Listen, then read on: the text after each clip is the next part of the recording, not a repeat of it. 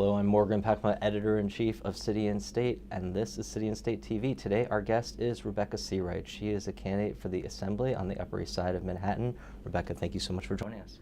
Thank you for having me. So you are a relative newcomer to politics. What made you want to pursue the Assembly? Well, you know, my campaign started with a phone call from two women leaders, Judith Hope from the Eleanor's Legacy Foundation and Sonia Osorio from the National Organization for Women. A woman's never held this seat on the Upper East Side. They were looking for a qualified woman, and they approached me. I'm a member of Community Board 8, got my start in politics working for Governor Ann Richards of Texas when she was state treasurer, and was mentored by Sarah Weddington, the Roe versus Wade attorney. So serving as chief of staff to a Texas state legislator for 5 years gave me the experience. I've seen firsthand what goes on in making legislation. It's kind of like sausage, two things you don't want to see made, sausage and legislation.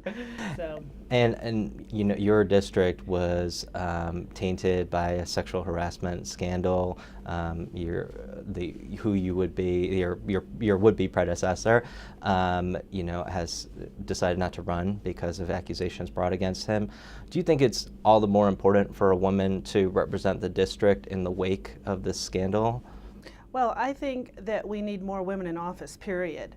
And the Women's Equality Act is something that I would be a strong voice for. I chair the board of the Feminist Press, which is the oldest, longest nonprofit book publisher publishing books of men, women, and transgender authors. And I think we need to elect more women. I was executive director of the Texas Women's Political Caucus back in the 80s and traveled around the state organizing women's political chapters, which was the forerunner for Ann Richards when she was state treasurer running for governor. And I think it's embarrassing for New York State to have less than 20% in the New York State Assembly that are women.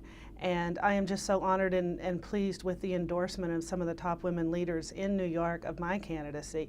So yes, I think we should have absolutely zero tolerance for sexual harassment, period. And obviously there is already a zero tolerance policy, at least on the books in the Assembly, and yet we still see this rash of sexual harassment again and again in Albany. What do you think we can do to really bring that culture to an end? We need to hold our elected officials to a higher standard. We need more accountability, more transparency, and we need to organize and be a strong voice to the leadership to get this under control, that it's just not acceptable. And what are going to be your principal goals in the Assembly if you are elected? If elected, I would ask the Speaker to appoint me to the Education Committee. I've been a PTA parent. I've raised my kids through the public school system. I think that distinguishes me from the other men in this race. I have a daughter who's a sophomore at a great public high school, a son that's a sophomore at a fabulous, superb public university, SUNY Albany. And so the Education Committee is one of the committees that I would seek to be appointed to, as well as the Corporations and Authorities Committee, because it oversees Roosevelt Island, which is in this district. It oversees the MTA. With the 2nd Avenue subway under construction, I think those would be two committees that I would seek appointment to. But certainly campaign finance reform is one of my top issues that I would want to team up with Senator Liz Krueger and other champions to try to get that legislation passed. And about the 2nd Avenue subway, I mean, it seems like the financing is still in doubt. I mean, what do we have to do to, I mean, this is a project that's been talked about for generations. It seems like we've gotten so far. How can we see it over the finish line? Well, it's right on target and on schedule with the construction. We have to hold the engineering company accountable. Carolyn Maloney, our Congresswoman, is doing a fabulous job trying to get us the federal funding to get this over through the last phase.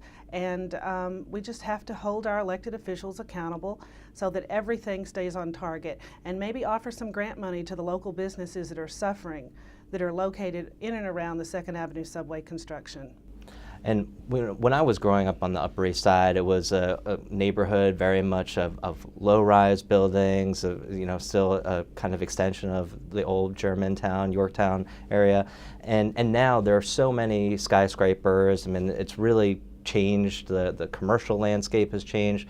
What do you see as the future of the Upper East Side? I think that we have to fight to hold accountable what we have in place with our rent laws, and if we have affordable housing crisis. If you look at the corner of 86th Street and the corner of 79th Street and 2nd Avenue. That's about to be bulldozed. We're going to lose a long-time diner, a pickle store, a dollar store, a pizza store, a famous restaurant, Pig Heaven, on the corner of 80th and 2nd Avenue is about to be bulldozed, and high-rise development is going up. And we need to hold our developers accountable. We need to do more to get the garbage off the streets and improve our quality of life.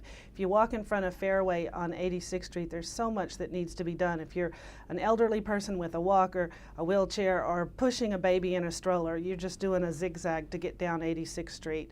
So we have to keep Yorkville, the Upper East Side, and Roosevelt Island the special place that it is. Rebecca Seawright, Democratic candidate for the New York State Assembly on the Upper East Side, thank you so much for joining us. Thank you for having me. It's a pleasure.